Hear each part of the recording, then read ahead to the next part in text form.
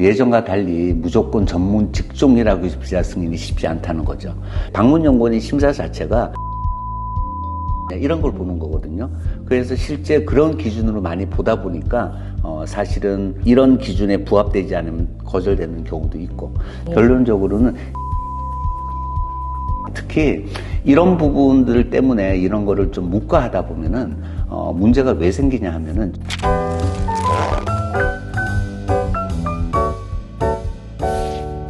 네, 안녕하세요. 저는 토마스 앤 앵커에서 J1 방문연구원을 담당하고 있는 홍지민 부장입니다. 오늘은 최근 J1 비자 동향과 대사관 인터뷰 현황에 관해서 토마스 앤 앵커 이상윤 대표님의 의견을 들어보려고 이 시간을 마련했습니다. 대표님 안녕하세요. 네, 안녕하세요. 이상윤입니다. J1 비자에 대한 관심과 수요는 꾸준히 증가 추세인데요. 올해 들어와서 특히 2025년도에 비이민 비자 거절률이 예전에 비해서 상당히 많은데요. J1 비자도 예외는 아닌 듯 싶어요. 그렇죠. J1 비자 카테고리는 참 다양합니다. 교환학생, 인턴, 트레이니, 또 방문연구원, 포닥, 이런 것들이 포함이 되죠. 그중 교환학생과 포닥은 그렇게 어렵진 않는데요. 예전에 비해 방문연구원도 좀 상황에 따라 비자 거절률들이 높아지고는 있죠. 그래도 홍 부장님은 승인율 높던데.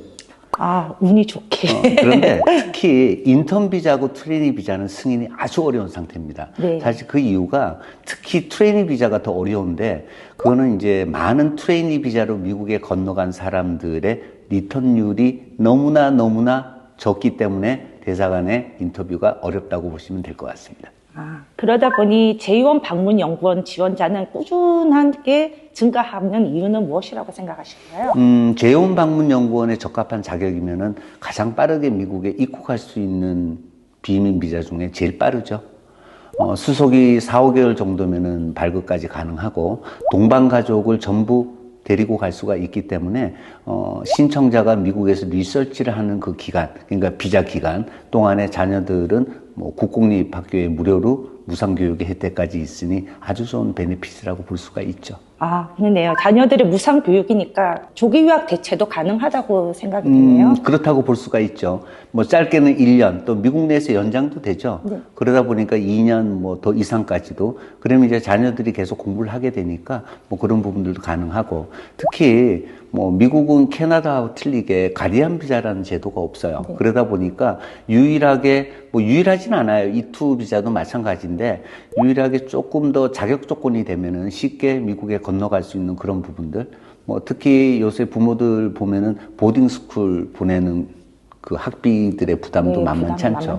그렇게 본다면 J1 비자, 방문연구원 비자는 가장 최적이라고 볼 수가 있겠죠. 그런 이유로 많은 분들이 지원을 하는데, 최근에 J1 비자 인터뷰에서 영사들이 가장 주의 깊게 보는 항목이 무엇일까요? 실질적으로 연구활동이 필요한 직업 혹은 그 직무라고 보시면 될 것 같아요. 예전과 달리 무조건 전문 직종이라고 해서 비자 승인이 쉽지 않다는 거죠. 그러니까 실제 이제 방문연구원의 심사 자체가 이 사람 자체가 미국에 건너가서 리서치를 하고 한국에 돌아와서 그 배운 리서치, 그 부분이 도움이 될 수 있느냐, 이런 걸 보는 거거든요. 그래서 실제 그런 기준으로 많이 보다 보니까 사실은 이런 기준에 부합되지 않으면 거절되는 경우도 있고, 사실 근접한 예로 대학 교수들이 안신년이라고 하죠. 연구년. 네. 이런 경우로 방문연구원에 가는 거는 아주 부합이 돼요. 잘 나옵니다. 요즘 대사관 인터뷰에서는 특히나 펀딩에 관해서 영사들이 굉장히 예민하게 그 항목을 눈여겨보고 있는 것 같아요. 그렇죠. 이 펀딩이란 부분들이 우리가 그 기업체에서 아니면 연구소에서 자체에서 이 사람을 미국에 리서치하는 동안에 펀딩을 해주는 경우는 대사관 쪽에서 볼 때는 좋게 보죠. 네. 이 사람 자체를 펀딩을 해주면서까지 미국에서 어떤 부분들을 리서치하고 배우고 돌아왔었을 때 충분한 효과를 거둬들이겠다. 그런데 우리가 셀프 펀딩이라고 해요. 네네네. 본인들이 맞습니다. 그 많은 돈을 직접 지불하면서까지 왜 가야 되느냐. 셀프 펀딩을 한다고 무조건 안 되는 건 아니에요. 네. 그런데 셀프 펀딩을 하면서까지도 미국에 건너가서 리서치를 배우고 왔었을 때 한국에 큰 효과를 가져오겠다는 입증을 한다는 게 되게 중요하죠. 그게 안 된다면은 애들 교육 때문에 가는 건가? 이렇게 볼 수 있기 때문에 조심해야 될 부분이기도 합니다. 재원 비자는 비민 비자이기 때문에 네. 프로그램이 끝나고 반드시 돌아와야 되는데 그 부분에 대해서도 영사들이 질문을 꽤나 많이 하는 편이더라고요. 네, 맞아요. 중요하죠. 결국 이제 대사관에서 까다롭게 보는 기준들 중에서 비민 비자는 그 목적을 다하면 한국 돌아와야 되는 부분들이 있는데 거기에 맞는지 안 맞는지를 많이 보는 거거든요. 예를 들어서 비민 비자는 반드시 비자에 적혀 있는 흔히 이제 제1 방문 연구원 DS2019라고 하는데 그 일치한 기관과 전후해서 물론 그레이스 피어리드 한 30일 정도는 있지만 그 안에 미국에서 출국해서 본국으로 꼭 귀국을 해야 된다는 거죠. 아시다시피 그 일정 넘기면은 불법 체류가 되겠죠? 네. 그럼 또 다른 비자 발급도 영향이 아니라 못 받게 되죠. 그래서 이런 부분들이 상당히 중요하다고 볼 수가 있죠. 네. 결론적으로는 귀국 의사를 어떻게 증명할 거냐. 제가 다시 반복으로 말씀드리지만 흔히 우리가 소셜 타이라고 얘기를 많이 해요. 패밀리 타이도 마찬가지고 내가 한국에 충분히 올 수 있는 여건이 돼 있고 그다음에 한국에 와서 더 미국에 리서치한 부분들을 더 크게 살려서 내가 더 잘 되는 기회를 만들기 위해서 갔다 온다. 이런 부분에 신뢰를 주는 게 중요하다고 볼 수 있을 것 같습니다. 재원 비자는 인터뷰 때 영사가 DS2019에 2년 본국 거주 의무에 대해서 체크를 해주는 난이 있는데 요즘은 거의 다 그 부분에 대해서 체크를 해주시지 않더라고요. 네, 맞아요. 그거 좀 변했어요. 네. 그래서 다만 국가기관에서 펀딩을 해줘서 보내는 사람들 같은 경우는 귀국 의사를 꼭 할 수 있도록 그 표시가 돼 있는데 그렇지 않은 경우는 그런 표시를 요새는 체크를 안 하게 되죠. 네. 많은 분들이 요즘 질문 중에 프로그램이 종료되기 전이나 혹은 끝나고 나서 비자 유예 기간이 남은 상황에서 J1이 완전히 급한 일로 먼저 귀국을 해도 J2가 문제가 없나요? 라고 하는데 제 생각에는 문제가 될 것 같거든요. 네, 되죠. 그 J1의 주 신청자가 있어요. 네. 그리고 이제 그걸 받으면 가족들이 있죠. 네, 동반하죠. 그러면 주 신청인의 비자의 효력이 만료되면은 나머지 가족들은 자동으로 소멸이 된단 말이에요. 네. 그러니까 이제 그걸 보신다면은 실질적으로 J1 비자를 받은 사람이 이제 자기의 그 리서치가 끝났어요. 이거는 실제 사항이니까. 그런데 자녀들이 학교의 학기가 덜 끝났어요. 부모들 어때요? 요거까지 마치고 오고 싶죠? 네. 그러니까 J1은 들어옵니다. 그리고 자녀들은 있도록 하는 거. 이거는 절대 안 되는 거죠. 이게 걸리게 되면 다시 미국에 입국하는 것도 문제가 생겨요. 근데 그게 부모 마음인 건 알아요. 이게 왜 그러냐 하면은 내가 J1의 종료는 끝이 났는데 애들에 대한 학기는 이제 2달 남았어요. 그러니까 이게 연장하기도 애매하고 그런 돈이 들여서라도 연장을 하든지 아니면 돌아오든지 이 부분들이 되게 중요해요. 특히 이런 부분들 때문에 이런 거를 좀 묵과하다 보면은 문제가 왜 생기냐 하면은 적어도 자녀들을 미국에 가서 1년, 2년만 공부를 시키고 나면은 미국에 공부하고 싶어 합니다.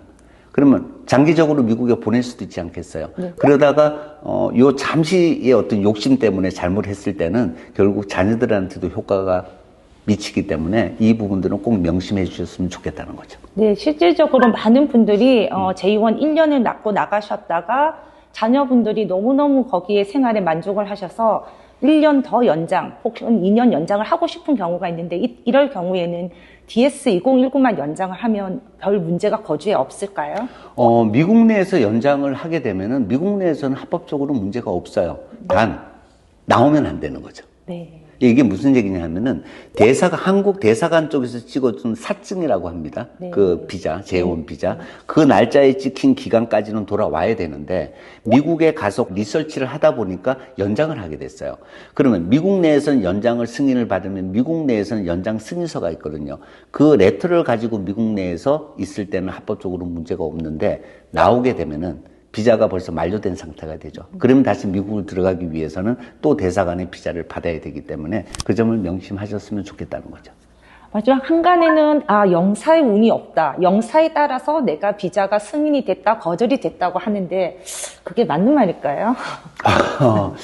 물론 없지 않아 조금은 있죠. 예전에 우스갯소리로 그런 경우도 있어요. 아침에 일찍 가야지 될까? 아니면 뭐 오후에 가면 될까? 아니면 뭐 땡스기빙의 연휴가 있기 바로 전날에 하면 될까? 뭐 사실은 실질적으로 영사의 소양에 따라 차이가 전혀 없을 수는 없지만 기본적으로는 재원 비자 매뉴얼에 근거해서 인터뷰가 진행되기 때문에 그 연습만 정확히 하시고 제가 오늘 말씀드린 그 꼭 돌아와야 되는 어떤 이유, 그다음 내가 꼭 가서 무슨 리서치를 하고 온다는 이유 이런 걸 정확히 밝히시면 되고 분명한 거는 영어로 해야 됩니까? 어떻습니까? 네, 영어로 해야 돼요. 오케이. 그럼 영어로. 그러면 뭐 괜찮을 거라고 생각합니다. 비자는 출입국에 관여가 돼요. 합법적으로 미국에 거주할 수 있는 상황, 즉, 뭐, J1 쪽이면 DS2019가 유효한 동안에는 거주에는 문제가 없어요. 단, 다시 한번 정확히 말씀드리지만, 미국 내에서 연장을 했을 때는 미국 내에서는 충실히 계시고, 나오게 된다면 다시 비자를 받고 들어오셔야 된다는 거 꼭 명심하시기 바랍니다. 최근 인터뷰 동향과 제2원 비자 방문 연구원의 거절률이 생각보다 증가 추세예요. DS160 작성부터 DS2019까지 꼼꼼하게 살펴보시고 상담부터 컨설팅을 조금 더 세부적으로 본인에게 맞는 컨설팅을 진행했으면 좋겠습니다. 오늘 유용한 제2원 방문 연구원 이렇게 정보를 알려주셔서 감사합니다.